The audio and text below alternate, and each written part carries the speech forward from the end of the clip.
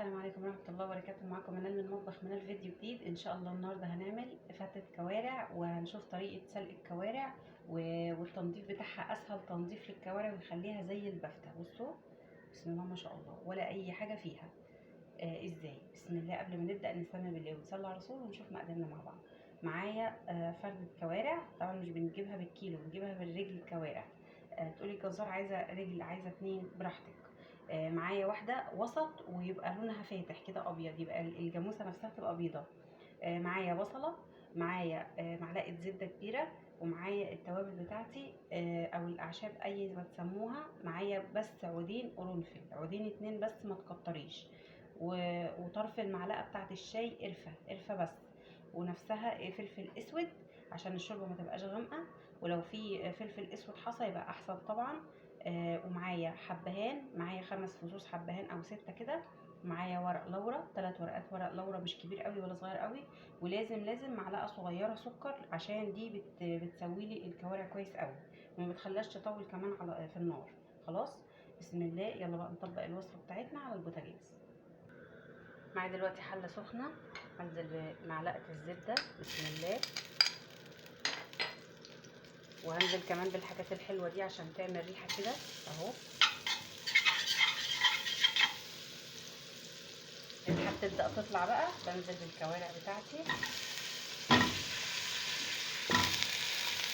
الله على الريحه تحفه. طبعا محضره ميه مغليه يا جماعه، عشان ما تعملش ايه، الميه الوسخه، الميه قصدي البارده بتبطئ من التسويه. خلاص بصلايه، عايزه تحطي بقى كرفس، جزر، اللي انت عايزه تحطيه حطيه اهو. جبتها كده بالحاجه اللي في الحله كده، تقليبه بس واحده كده بسيطه، لان انا مش بشوح فراخ، لا تاخد بس بالتتبيله الحلوه دي. الريحه بسم الله ما شاء الله، ولا حول ولا قوه الا بالله. كمان قللي الفلفل الاسود عشان الشوربه تبقى رايقه، فاهمه قصدي؟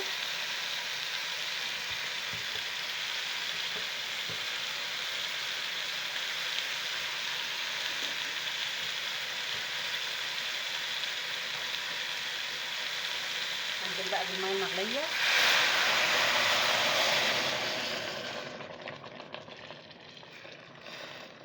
طبعا في ناس بتغسل الكوارع وبعد كده تحطها وتغير ميتها تاني بعد ما تغلي معاها غلوه. لا، الحركه بتاعت الدقيق والملح خطيره اهو. الميه اتغطت بقى من الكوارع، عايزه تزودي حسب نوع الكوارع كمان بياخد تسويه ولا لا. الكوارع دي صغيره ان شاء الله مش تاخد تسويه، وبرده هطلع منها شويه شوربه حلوين عشان نعمل الفته بتاعتنا.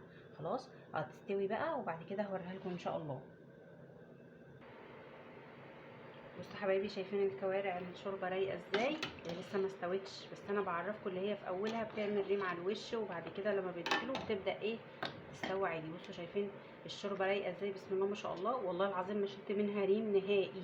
ليه؟ عشان الدقيق بصراحه الاستاذ بتاع كل تنظيف الطير، كل تنظيف اي حاجه عايزه تنضفيها، حتى السمك ما تعملوش بالملح طبعا عشان ما يتهريش.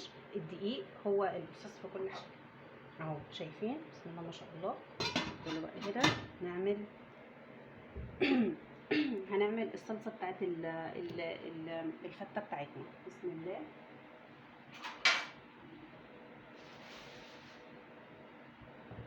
شايفين هنا معايا حته زبده اهو. طبعا تسيح بسرعه وتحطي عشان ما تتحرقش. نحط التومه بسم الله. معايا التومه نقلبها.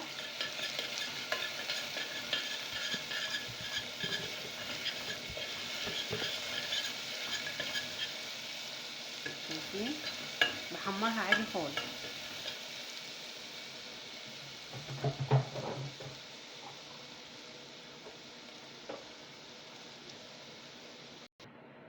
كده خلاص عملت التومه. هحط معاها الكزبره، كاني بعمل الفته بتاعه التومه، فاهمين قصدي؟ بتاعه الدقه قصدي اهو. تقلب كده وانزل على طول بالخل، وبعد كده ابقى احط الصلصه. شايفين معايا بسم الله. احط شويه خل حلوين كده واقلب.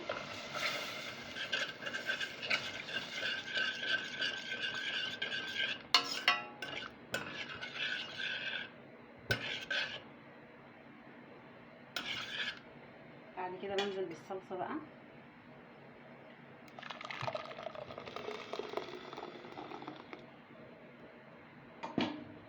على قد ما انا محتاجه للطبخ اهو، واحط لها التوابل بتاعتها.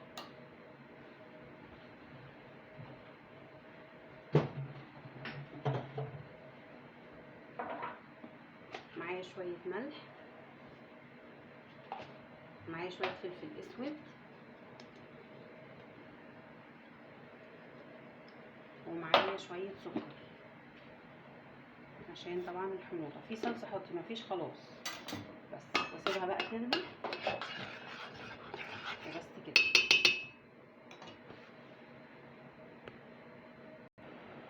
كده حبايبي بعد ما عملت الصلصه اهي، بصوا شايفين الكوارع بسم الله ما شاء الله اهو، هي خلاص دخلت على السوا. بحط بقى ايه اي حاجه اللي انا حابه اعمله بصلصه، الجزء اللي حابه اعمله بصلصه اعمله بصلصه، اعمله بشوربه اعمله بشوربه كده. بصوا بزود كده شوربه اهو، شايفين اهو. احط كام حته كده، يعني في ناس بتحب اذواق طبعا، بيحب اللي بالصلصه وبتحب اللي ايه بالشوربه. الكبشه كده نزلت في الصلصه، انا مش هحطها تاني في الشوربه، هشطفها وهرجع له اهو. شايفين بعد ما غسلت الكبشه بتاعتي اهو، ما بطولش الصلصه بالكبشه تاني عشان انا دخلتها الشوربه. دول بقى خلاص انا مش هاخد تاني، وزودت معلقه شوربه كده حلوه خلاص. دي بقى سيبها تتسبك كده مع الصلصه تمام. لازم تكون الكوارع مستويه خلاص، او يعني ايه خلاص يعني قربت تستوي خلاص اهو. سيبها كده بقى تعيش مع نفسها. بقى عندي بالكوارع بالصلصه وكوارع بالشوربه، وهقول لكم طبعا هنعمل بقى شوربه الدقه ازاي. كده بقى خلاص هنعمل الدقه بتاعت الفته، عشان احنا كده خلاص خلصنا الاكل بتاعنا خلاص اهو. بسم الله، حته زبده، حته تومه،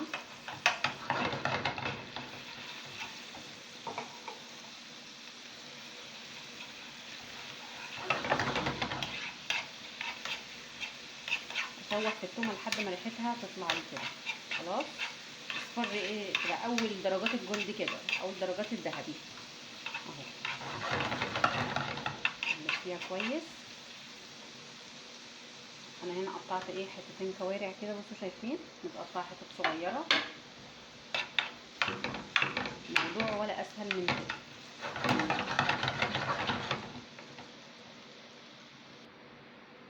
بعد ما عملتها اهو، هحط بقى شويه كزبره بسم الله زي الطشه كده، اقلبهم شويه.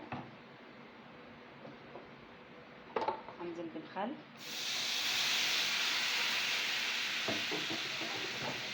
كوارع،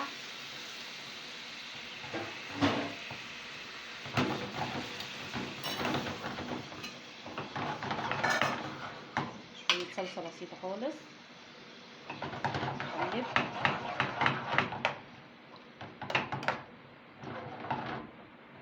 هنزل عليها بشويه شوربه،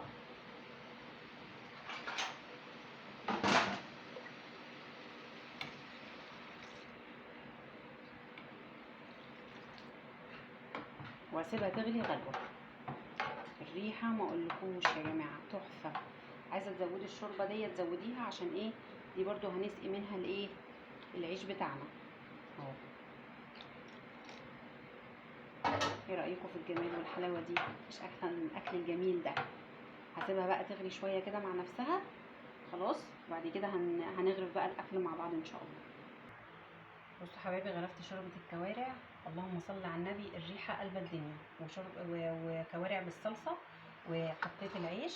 هحط شويه شوربه من الحلوين اللي احنا عملناهم بالطشه اهو.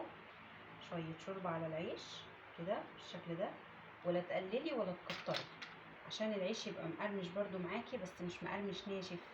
انتوا فاهمين قصدي ايه اهو. والله العظيم لما جربتوا الكوارع بالطريقه دي بصراحه هيفوتكم كتير جدا اهو. طبعا احنا عارفين ان احنا بنحمص العيش ازاي. بسم الله، اغلب بقى رز. بسم الله الرحمن الرحيم على العيش كده بسم الله. انا ماسحه الرخامه ومظبطاها، يعني اللي بيقع، عشان اللي بيقول لي في التعليقات مفيش نظافه والكلام ده، ومش طبعا محدش بيقول لي كده، عشان لو حد قال كده يعني انا منظفه كل حاجه حواليا اهو. في ناس بتحب الفته دي بالرز الابيض، لا انا بحب اي فته رز بالشعريه. اهو هظبط الدنيا كده وهغرفها الرز. بعد ما حطيت الرز احط ايه صلصه كده. بسم الله. انا بنتي الصغيره ما بنلهاش في الاكل ده، دقت بس شويه رز على صلصه، قالت لي تسلم ايدك يا ماما. ما تعرفش كوارع، طبعا لو عرفت كوارع مش هتاكل. شويه صلصه من الكوارع، واخد بقى شويه حلويات كده، كوارع كده اهو على الوش كده. ظبطي الاكل العسل ده اكله ترم العظم.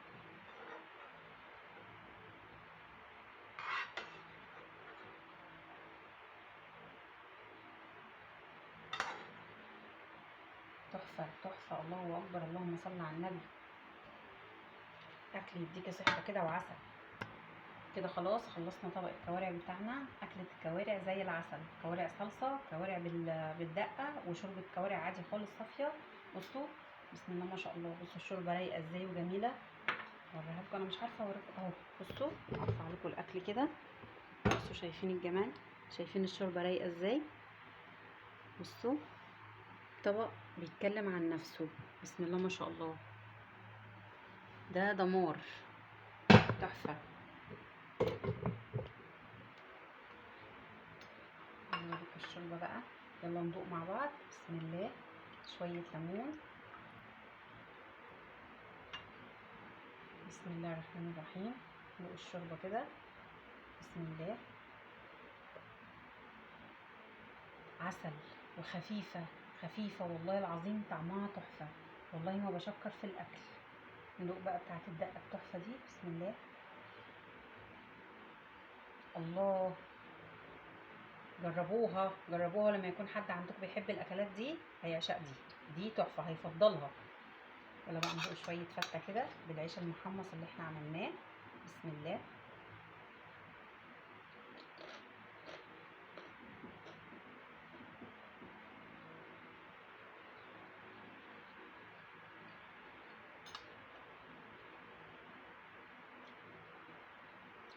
والله العظيم الاكل بتاعي ده، الوصفه دي هتنافس المحلات، قسما بالله هتنافس المحلات. ولو انت لسه بادئه في المطبخ وجوزك بيحب الاكل ده، اعملي الوصفه دي وبقلب جامد. لو عجبكم الفيديو ما تنسوش تعملوا لايك وشير واشتراك. كانت معاكم منال من مطبخ منال، اشوفكم فيديو جديد، مع الف سلامه، توحشوني. باي باي، مع السلامه.